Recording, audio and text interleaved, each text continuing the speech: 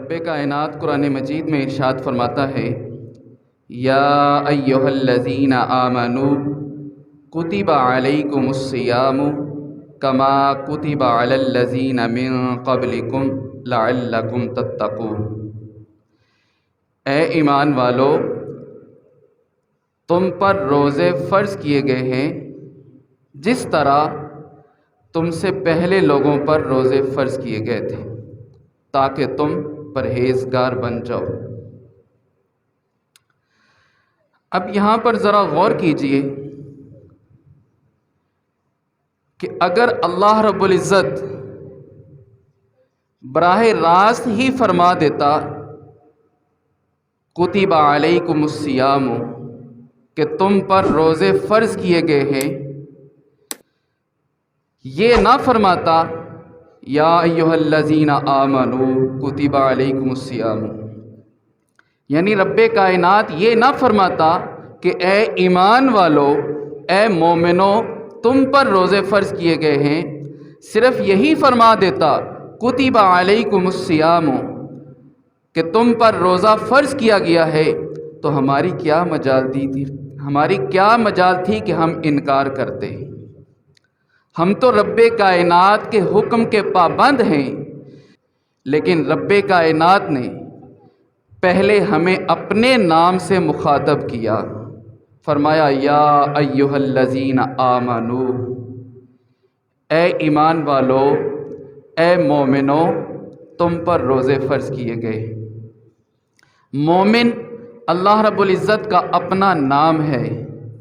المؤمن المہیمن العزیز الجبار المتکبر۔ مومن اللہ تعالیٰ کا اپنا نام ہے، اور رب کائنات نے اپنے بندوں کو روزے کا حکم دینے سے پہلے اپنے بندوں کو اپنے نام سے پکارا، اپنے نام سے بلایا۔ اب رب کائنات کا پیار کس قدر ہے اپنے بندوں کے ساتھ کہ اپنے بندوں کو ایک حکم دینے سے پہلے اپنے نام سے بلا رہا ہے، اپنے نام سے مخاطب کر رہا ہے۔ فرمایا یا ایھا الذین آمنوا، اے مومنو، تم پر روزے فرض کر دیے گئے۔ اور آگے ارشاد فرمایا کما کتب علی الذین من قبلکم، اے میرے بندو، تم اس سے گھبرا نہ جانا، جو تم پر روزہ فرض ہوا ہے اس سے گھبرا نہ جانا، پریشان نہ ہو جانا۔ کیوں؟ کما کتب علی الذین من قبلکم، تم سے پہلے لوگوں پر بھی یہ روزہ فرض تھا، جس طرح تم سے پہلے لوگ روزہ رکھا کرتے تھے اسی طرح تم بھی روزہ رکھ لینا۔ یعنی اپنے بندوں کو یہ حوصلہ دے دیا کہ یہ فرض صرف ہم پہ ہی لازم نہیں ہوا، روزہ صرف ہم پہ ہی لازم نہیں ہوا، بلکہ ہم سے پہلے لوگوں پر بھی لازم تھا۔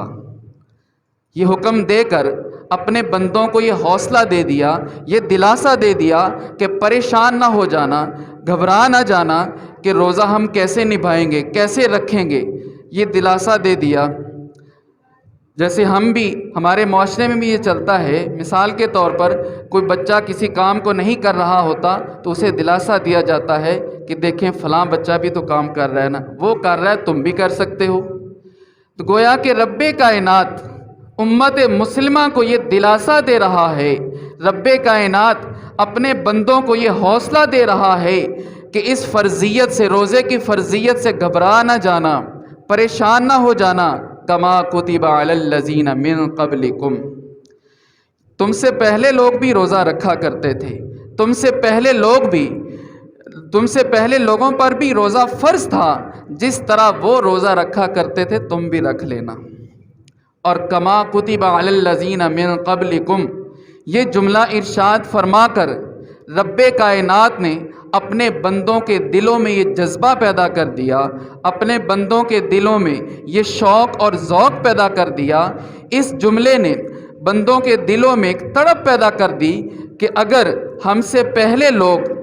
روزہ رکھ کر اللہ کا قرب پا سکتے ہیں تو ہم پیچھے کیوں رہ جائیں۔ یہ جملہ بندے کے دلوں میں ایک لگن پیدا کرتا ہے، یہ جملہ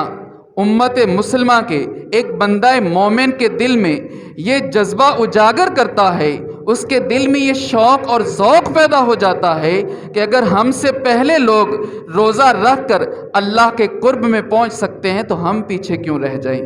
ہم اس عمل سے خالی کیوں رہ جائیں۔ اب ان پچھلے لوگوں میں، ان پہلے لوگوں میں انبیاء بھی شامل ہیں،